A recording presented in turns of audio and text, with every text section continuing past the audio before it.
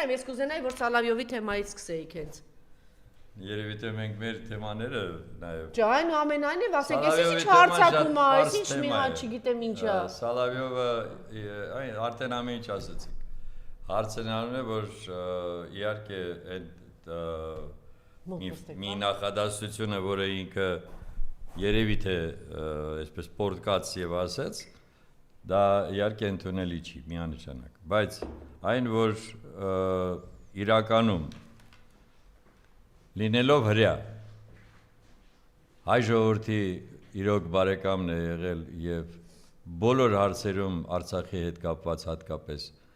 եղել է մեր ազգի պաշտպանը, դա միանշանակ։ Միշտ, մշտապես։ Ինչ վերաբերում է թե նա ինչպես է մեկնաբանել Հայաստանի Հանրապետության իշխանությունների գործունեությունը, դա իր իրավունքն է, որպես մեկնաբանի եւ դուք կարող եք դրա հետ համաձայն չլինել, բայց դա իր իրավունքն է մեկնաբանել այնպես, ինչպես ինքն է գտնում։ Եվ այս հարցում ես գտնում եմ, որ շատ օբյեկտիվ է եղել։ Եվ հիմա Սալավյովը փորձում է բացատրել նաև իր իշխանությանը, որ իրենք այս քաղաքականությամբ, ընդհանուր քաղաքականությամբ կորցնում են տարածքներ, որտեղ իրենց շահերն են նաև արտահայտված եւ բախվում են այդ շահերը այլ երկրների կամ մեծ տերությունների կամ փոքր պետությունների շահերի հետ։ Ուրեմն Սալավյովը ավելի շուտ նաև Ռուսաստանի իհարկե պատրիոտն է եւ այդ տեսակետից մենք տեսնում ենք ոնց է ինքը վերաբերվում ընդհանրապես այն ամբողջ իրադարձություններին, որոնք Ուկրաինայի հետ են կապված։ Այնպես որ ես չեմ ուզում դրան ծավալվեմ, արդեն ամեն ինչ ասվեց Անժելայի կողմից, ես ասում եմ, որ Սալավյովը իհարկե չպետք է այդպիսի արտահայտություն անի, որ կարելի էր օգտագործել նաև այսպես ասած հատուկ ռազմական գործողություն Հայաստանի դեմ, բայց որ ընդհանուր առմամբ դաշնակից պետությունը կամ դաշնակից պետությունները այսպիսի հարաբերություններ չպետք է ունենան, դա ինձ համար նույնպես միանշանակ է։ Դաշնակից պետությունը չի կարող հանդուրժել, երբ որ իր շահերը այստեղ ոտնահարվում են, կամ այսպիսի խաղեր են տալիս այստեղի իշխանությունները։ Հիմա կամ դուք իրենց նկատմամբ դաշնակից եք եւ ոչ միայն ԵԱՏՄ-ում, որտեղ դուք ունեք մեծ օգուտներ, պահպանում եք ձեր դիրքերը, այլ նաև հապկում պետք է լինեք, եթե չեք ուզում, ուրեմն պետք է ընդհանրապես դուրս գաք, այդ դեպքում ձեզ կասեն նաև դուրս եկեք ԵԱՏՄ-ից, այդ դեպքում դուք կկորցնեք այն ահռելի շուկան, որը դուք չեք կարող փոխարինել, այնպես որ այստեղ շատ հարցեր կան եւ առավել եւս որ ոչինչով չեք կարող փոխարինել այս պահին այն ամենը, ինչ որ դուք ստանում եք Ռուսաստանից։ Շատ ավելի ցածր գներով, քան շուկայական գներն են։ Այնպես որ կրկնել դա նորից ասել, որ երևի պետք է ասել, օրինակ, ես ես կարող եմ ասել, $165 են վաճառում գազը, ինչով ենք լավ ֆրանսիացիներից 1500-ը, ընդեղ գալիս է մինչև 600, նայած Ֆրանսիան հետ իր հերթին, ես նկատի ունեմ Եվրոպային են վաճառում, այո, $400-ից $600։ Ոչ իվան, անգամ եթե Հայաստանին վաճառեն $250 անգամ, այս տնտեսությունը փլուզվելու է միանշանակ։ Ինչի օրինակ, այդպես կազմակերպված ԿՊԱ-ականները շնորհակալության երախտիկի խոսք չեն ասում, չէ, մենք գիտենք ինչու՞ չէ, պարոն Սարգսյան, նաև այստեղ եւ Ռուսաստանի Դաշնությունն է շատ վատ խայտարակ աշխատում, եւ նաև ասենք, չգիտեմ, այն քաղաքական գործիչներն ուժերը, որ պիտի պարբերաբար ներկայացնեն։ Այսօր որ ես տանը, ասենք, ջեռուցում եմ, վճարում եմ ամսական 40,000, 50,000 եւ ոչ թե ասենք վճարում եմ, չգիտեմ, 150,000, 200,000 չգիտեմ, ասենք, հասկանալի է, չէ, որ այդ որտեղ Ռուսաստանի Դաշնությունը այդպես է որոշել, իր համարումա, որ բարեկամական երկիր, չգիտեմ ինչ, այդպես է, չէ։ Ուրեմն տեսեք ինչ են ասում, իմել ինչ են քարոզում։ Ադրբեջանից մենք կգնենք, կստանանք եւ այլն։ Այնա բենզինը բերել են ասում մեքենաները բոլորը։ Հա,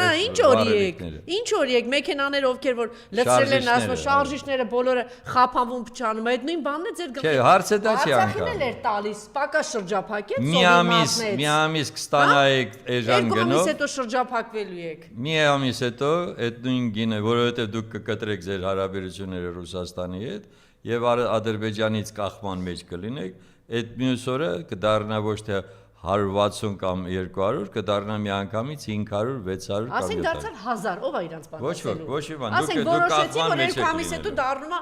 1000, ասենք ինչի պիտի էլի է։ Էջանի երբ որ դրա դիմաց ասել է գիտես ինչ կա, պիտի Երևանն էլ վերցնեմ, սա պիտի չէ, բայց մենք ինչի չենք ասում։ Դուք ինչի ամեն օր շնորհակալություն չեք հայտնում, որ մենք այսօր այս մեր ջեռուցումը բան վճարում ենք այդքան, կարող ենք չէ 3 անգամ շատ վճարել, ոնց որ մյուս երկրներին վաճառում է Ռուսաստանը։ Հնարավոր է, չէ, այդպես հնարավոր չի անում, չէ դա, բայց այստեղ կա մի հատ երախտիկ, շնորհակալություն, օրինակ ԿՊԱ-ականներին, հանձնարարին հատտեց բան արեք ներկայացրեք։ Մենակ գազը չի, ծորեն շատ բան է գալիս, որ ռազմավարական նշանակություն ունեցող։ Ամվելը որ տենց ոգևորված իր աշխատակիցներին ուղարկում է հակա եկեղեցական արշավետ սատանայական բանը պատարակներին, որտեվ հայտնի չի, չէ, այնտեղ եթե զերծում է դա։ Մի թեման եկեք շարունակենք ավարտենք նոր։ Ասած թեման եմ շարունակում։ Այդ ապրանքը որտեղ է գնում Վեդիալկոյի։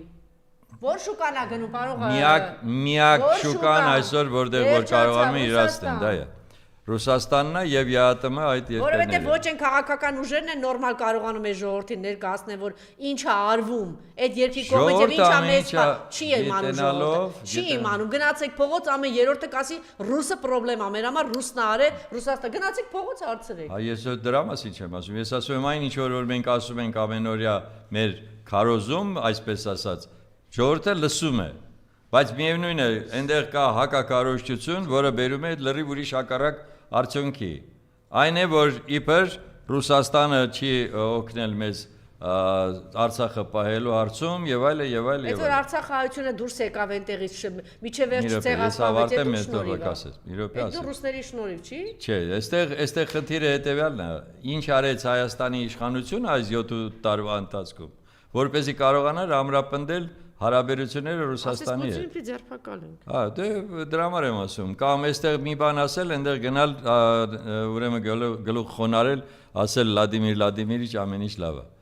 Այսինքն այս ամբողջի արդյունքը հետեւյալն է, ինչպիսին եք դուք, ինչպիսին է ձեր նկատմամբ վերաբերմունքը։ Եվ դա շատ པարզ երևում է այս 8 տարվա ընթացքում ոնց է արվել հակառուսական ամբողջ քաղաքականությունը։ Եվ այդ պայմաններում, եթե նրանք դեռ շարունակում են պահպանել մեր նկատմամբ որպես դաշնակից պետության նկատմամբ հարաբերություններ, դա նույնպես իրենց պահվածքից է, իրենց կեցվածքից է։ Պարոն Սարգսյան, 40-50 գործիչ, Արևմտամետ, Նիկոլապաշտ, ԿՊԱ-պաշտ, առնվազն 20 լրատվամիջոցով ամբողջ օրը հակապուտինյան, հակառուսական, այդ ինչ հայտարարություններ են անում։ Ուրեմն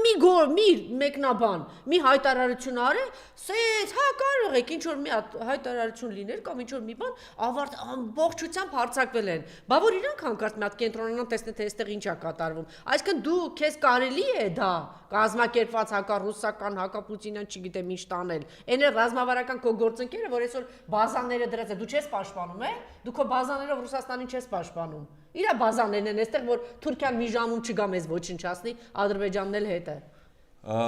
Ուրեմն այս հարցի հետ կապված, չգիտեմ, կարող ենք շարունակել երկար ասել, բայց հիմա հարցը հետևյալն է։ Մենք այս իշխանության օրոք չենք ունենալու